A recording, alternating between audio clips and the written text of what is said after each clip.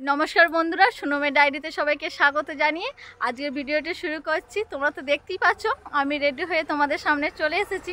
আর আমি এখন যাচ্ছি তারকেশ্বরে তারকনাথ মন্দিরে পুজো দিতে। আমি এখন দাঁড়িয়ে আছি মন্দিরের সামনে, আর আমার পেছনে যে দোকানটা দেখছো ওখানেই আমরা ব্যাগ রেখেছি, আর ওখান থেকেই আমরা পুজোর ডালা নিয়ে নিয়েছি। আর এই মন্দিরের নিয়ম, পুরুষদের ওপরে পোশাক খুলে যেতে হয়। আর আমরা এখন যাচ্ছি দুধপুকুরের সামনে।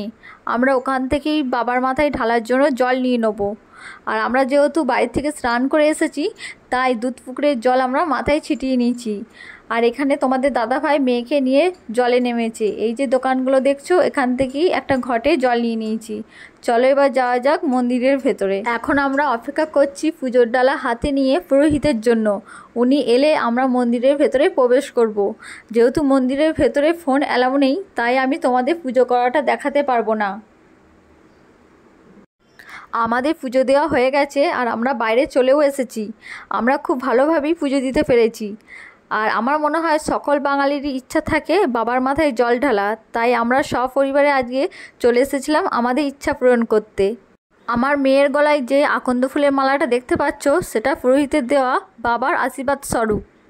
বাবার মন্দিরে পুজো দিতে কে কে এসেছো এবং কে কে আসবে অবশ্যই আমাকে কমেন্ট করে জানিও। এবার বাড়ি যাওয়ার পালা। জয় বাবা তারকনাথ।